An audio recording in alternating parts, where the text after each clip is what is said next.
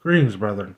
I was watching the trailer for the season 3 of the show, The Chosen, and something confused me of what they had Jesus say, and I would say it's not totally heretical, but the problem I have with it is that he nowhere says this phrase. So I'd like to go to that clip. So enjoy. If you do not renounce your words, we will have no choice but to follow the law of Moses.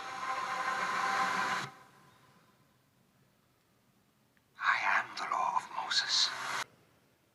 So the problem I have with it is just not that. It's just Jesus doesn't say it. So I mean, it's not totally heretical. I mean, you could see the implication, but he never says it in Scripture. So he's not the law. I mean, he's the truth. He's an embodiment, the embodiment of truth.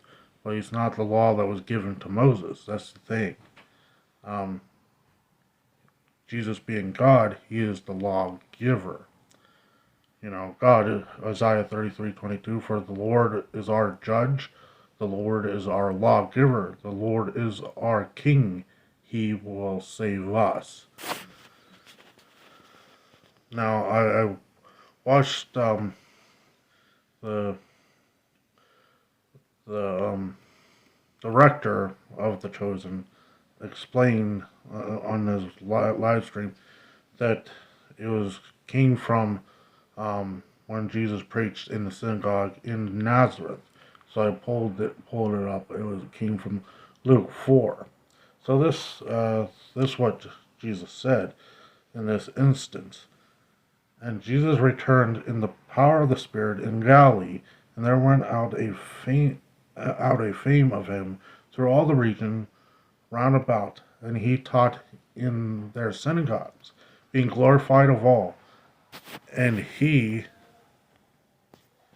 came to Nazareth, where he had been brought up, and as his custom was, he went into the synagogue on the Sabbath day and stood up for to read. And he delivered unto him the book of the prophet Isaiah, or the prophet Isaiah. And when he had opened the book, he found the place where it's written, and the Spirit of the Lord is upon me, because he hath appointed me to preach the gospel to the poor. He hath sent me to heal the brokenhearted, to preach deliverance to the captives, and recovering sight to the blind, to set at liberty them that are bruised, to preach the acceptable year of the Lord. And he closed the book. And he closed the book. And he gave it again to the minister, sat down, and the eyes of all them that were in the synagogue were fastened on him. And he began to say unto them, this day is this scripture fulfilled in your ears. And all of them that bear witness wondered at the gracious words which proceeded out of his mouth. And they said, is not this Joseph's son? And later, and all they that in the synagogue. So that's why he said that this was that he took the Isaiah scroll, read from it, closed it up, and they were all enraged that he applied this scripture to him.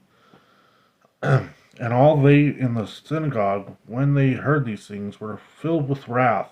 And he rose up and thrust him out of the city, and led him unto the brow of the hill whereon their city was built, and they might cast him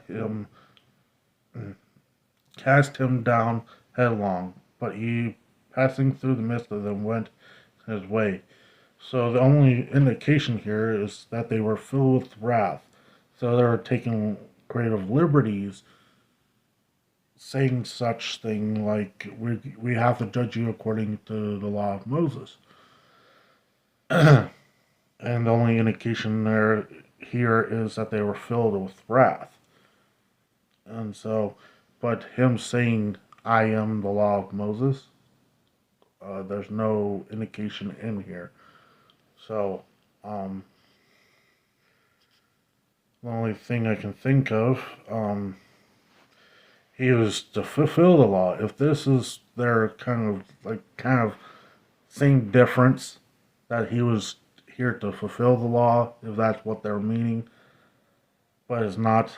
That's not what he said in that scripture, in that instance. So if they're like telling a story, and they put these words in his mouth at that time, then they're kind of distorting scripture. Um, Plus, this is to the disciples, not to the Sanhedrin. Um, Matthew 5:17-18, or the Sanhedrin, or the people at the synagogue, um, either when he was tried or when he was in the synagogue. Matthew 5:17-18, I think not that I come to destroy the law or the prophets. I come not to destroy, but to fulfill. Verily I say to you, till heaven or earth pass, not one jot or one tittle shall no wise pass from the law, uh, till all be fulfilled. So he came to fulfill the law. That's their roundabout way to say that he's fulfilling the law. But I mean, him being God, he's the truth. He's epitome of the law. He's the embodiment of truth, the Word, God's revelation. He used to reveal the Father. But he's the law according to Moses, the law of Moses. That's what it means. No, he came to fulfill the law according to Moses. So that's why I have a problem. That they put those words in his mouth.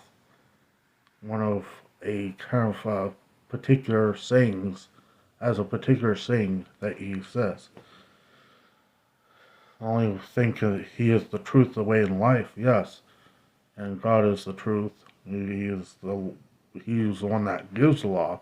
He's the, in his character, he's the epitome embodiment in his of the truth. But other than that, I don't see it.